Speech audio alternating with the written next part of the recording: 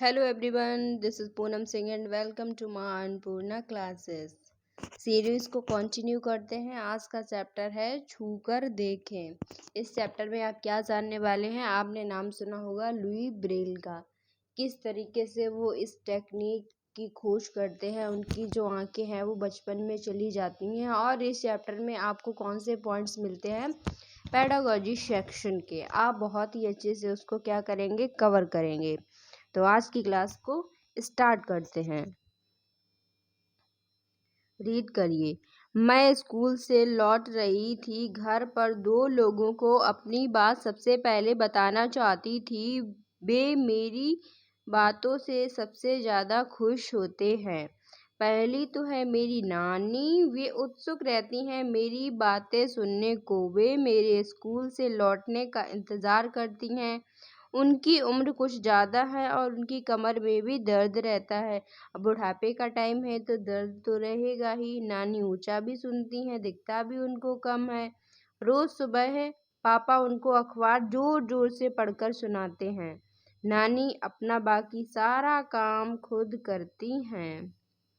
उनकी कोई मदद करे तो वो परेशान हो जाती हैं। दिखता है कम पर सब्जी काटने का बहुत शौक है, कहती हैं। आजकल के बच्चों को सब्जी भी काटनी नहीं आती, मोटा मोटा और टेढ़ा मेढ़ा काट कर रख देते हैं। नानी जी कैसी है? नानी जी हैं थोड़ी सी चिड़कू। उनको नहीं अच्छा लगता है कि उनकी मतलब कोई बार बार उनकी कोई हेल्प करे। उनको सारा काम खुद से करना अच्छा लगता है। आगे पढ़ेंगे। दूसरे हैं रवि भैया। दूसरे कौन है? रवि भैया। रवि भैया हमारे घर में ही रहते हैं। मैं उन्हें रवि भैया कहती हूँ और वो मेरे पापा मम्मी को कहते हैं भैया भाभी। मतलब वैसे तो चाचा, ये रवि है जो चाचा हुए उस लड़की के, लेकिन वो उनको रवि भैया बुलाती है। हमारा क्या रिश्ता है मैं नहीं जानती, पर वो मेरे हैं प्यारे भैया।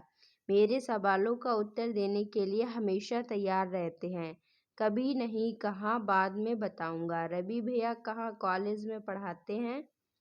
कॉलेज के बच्चे उनकी बहुत इज्जत करते हैं। कुछ तो उनसे पढ़ने घर भी आते हैं। रवि भैया को संगीत सुनने, नाटकों में भाग लेने, दोस्तों के साथ घूमने और बातें करने का बहुत शौक है।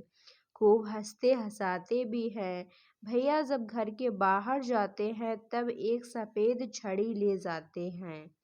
उनको घर के अंदर घूमता देख कोई भी नहीं कह सकता क्या कि उन्हें दिखाई नहीं देता है, वो अंधे हैं।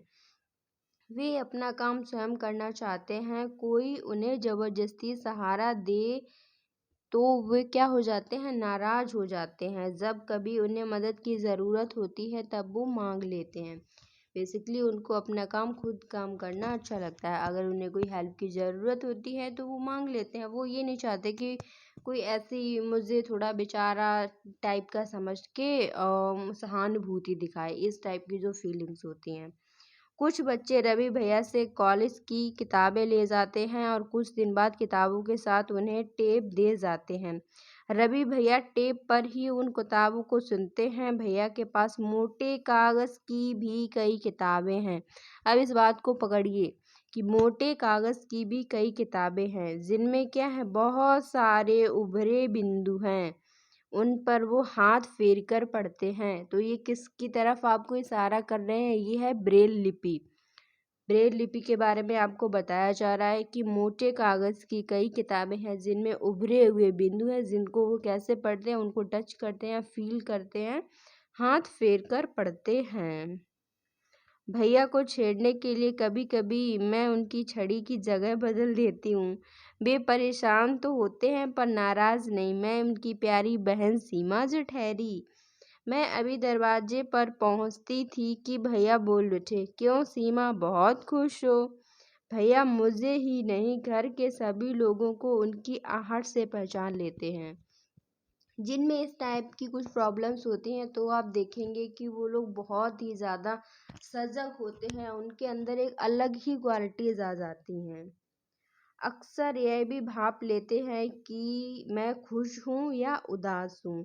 भैया आखिर मैं फुटबॉल टीम में शामिल हो ही गई। मैंने भैया को अपनी खबर सुनाई। भैया मेरी पीठ थपथपाकर बोले, आज से तुम हो मेरी फुटबॉल की उस्ताद। सीमा के पापा उसकी नानी को अखबार जोर जोर से पढ़कर सुनाते हैं। तुम बड़ी उम्र वाले लोगों की कैसे मदद करते हो? तो ये आप बहुत ही अच्छे से कर लेंगे, और एक्टिविटी है इसको भी आप करवा लेंगे कि जोर जोर से पढ़कर क्यों सुनाते हैं, उनको सुनाई कम देता है, तो इस वजह से आप लोग भी उनके इस तरीके से मदद कर सकते हो। जो भी मांगते हो उनको प्रोवाइड कर दीजिए, उनकी केयर कीजिए।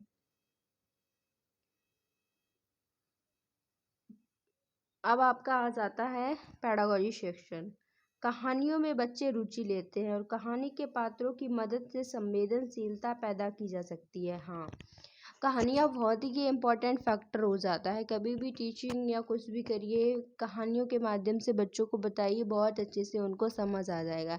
जैसे कि ब्रेल लिपि है, अब बिल्कुल ही उसको एग्जैक्ट नहीं बच्चे को समझ आएगा, उसको कहानी के फॉर्म में यहाँ पर बताया गया है किस तरीके से रवि भैया होते हैं, किस तरीके से वो पढ़ते हैं, टैप की सहायता से भी सुनते हैं किताबों को, और फिर उनके पास एक उभरी हुई मोटी जो किताबें होती हैं, उनमें 6 बिंदु होते हैं, उनको क्या है हाथ फेर कर वो पढ़ते हैं। तो इसकी जो पृष्ठभूमि है वो इस तरीके से कहानी के माध्यम से तैयार की जा सकती है, और संवेदनशीलता से इस टॉपिक को आप यहाँ पर रख सकते हैं।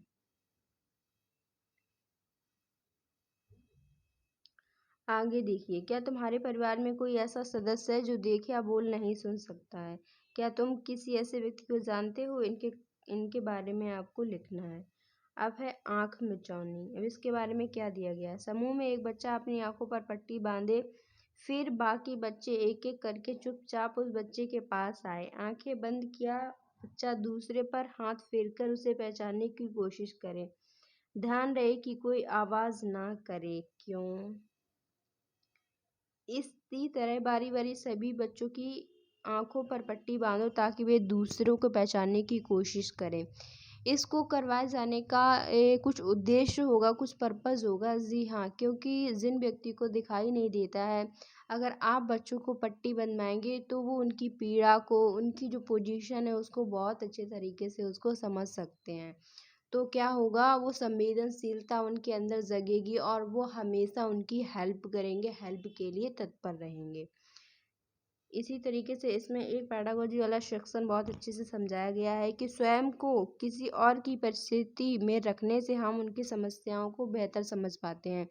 यही बात है कि हमें उनकी जगह पर खुद को रखना है। अगर दूसरे व्यक्ति को दिखाई नहीं दे रहा है तो हम पट्टी बांध कर देखें किस तरीके से, तो हमें उसकी जो पोजीशन है, उसकी क्या हालत है, उसके बारे में हम बहुत अच्छे से समझ सकते हैं। तो यही बच्चों के साथ आपको कोई बातें समझानी है तो इसी तरीके से आप समझा सकते हैं। आपका क्वेश्चन और कहाँ से बनेगा? आओ ब्रेल के बारे में जानें। क्या है? आओ ब्रेल के बारे में जानें। तुमने देखा कि रवि भैया एक खास तरह की किताबें ही पढ़ सकते हैं। ये किताबें कैसे बनी, इसके बारे में सबसे पहले किसने सोचा? आओ इस ब्रेल के बारे में कुछ बातें जानें। अब आप देखिए यहाँ पर ये हैं। अब आपको ये दिख रहा है, ये है पूरी ब्रेल लिपि। किस तरीके से इनकी लैंग्वेज में ये 6 बिंदु होते हैं, 1 2 3 4 5 6, सभी में 1 2 3 4 5 6, मतलब 6 बिंदुओं से ही मिलकर उनका अक्षर का निर्माण होता है। जैसे कि ए बनाने की यहाँ पर देखिए किस तरीके से इन्होंने ए को बनाया है। इस तरीके से एक इधर साइड इसको ये उभरा हुआ है, फिर बी में 2 बार उभरा हुआ है, फिर सी में इस तरीके से, इसी में वर्टिकल, किसी में हॉरिजेंटल। तो ये उनकी एक कोडिंग लैंग्वेज हो जाती है जो 6 बिंदुओं पर अंकित है। इसमें आपको 6 दिख रहे होंगे। अब लुई जो ब्रेल हैं उनके बारे में पढ़ते हैं। यहाँ से आपका क्वेश्चन डायरेक्ट बनेगा। जो ऊपर आपको दिया गया था वो पेडागोजी वाला सेक्शन है कि दूसरों की संवेदनशीलता को आप कैसे बच्चों को अच्छे से समझा सकते हैं। किसी की स्थिति को जानना है तो सबसे पहले अपने आप को उस पोजीशन पर रखिए। जो क्वेश्चन बनेगा वो यहाँ से बनेगा ब्रेल लिपि के बारे में। ये आप देखने वाले हैं कि लुई जो ब्रेल थे वो फ्रांस देश के रहने वाले हैं। पहला आपका यहाँ से बनेगा।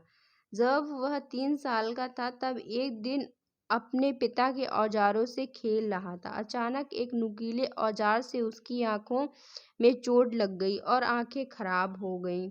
उसे आँखों से दिखना बिल्कुल ही बंद हो गया। उसकी पढ़ने में बहुत ही ज़्यादा रुचि थी। क्या है, फिर उसने हार तो बिल्कुल भी नहीं मानी और नई-नई तरकीबें सोचता रहा कि मैं कैसे पढ़ूँ, कैसे पढ़ूँ, कैसे पढ़ूँ।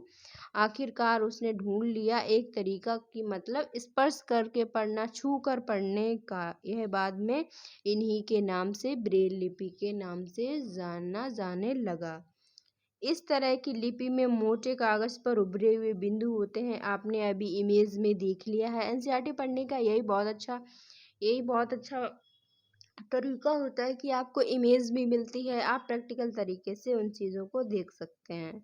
उभरे होने के कारण इन्हें छुप कर पढ़ा जा सकता है। यह लिपि 6 बिंदुओं पर अंकित है। ये क्वेश्चन तो भर भर कर पूछा जाता है आपसे। आजकल ब्रेल में नए-नए परिवर्तन हुए हैं जिसमें हमें पढ़ना लिखना और भी आसान हो गया है। ब्रेल लिपि अब कंप्यूटर के द्वारा भी लिखी जा सकती है। तो क्या है, टेक्नोलॉजी जिस तरीके से आ रही है उसमें चेंजमेंट हो रहे हैं, उसको और ज़्यादा मॉडर्नाइजेशन उसको किया जा रहा है, उसको डेवलप किया जा रहा है। यहाँ देखिए आपको क्या दिया गया है पेडागोजी सेक्शन में।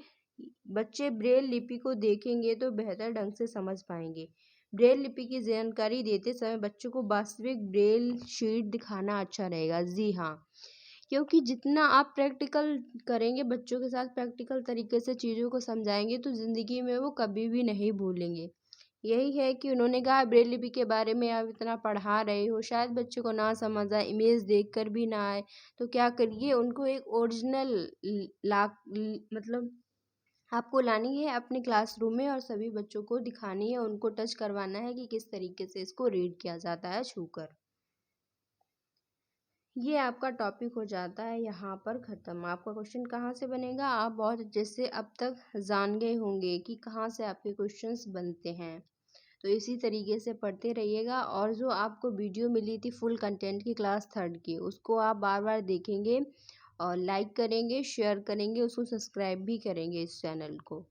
ये सीरीज़ कंटिन्यू ही रहेगी। मिलते हैं नेक्स्ट वीडियो में, तब तक के लिए जय हिंद।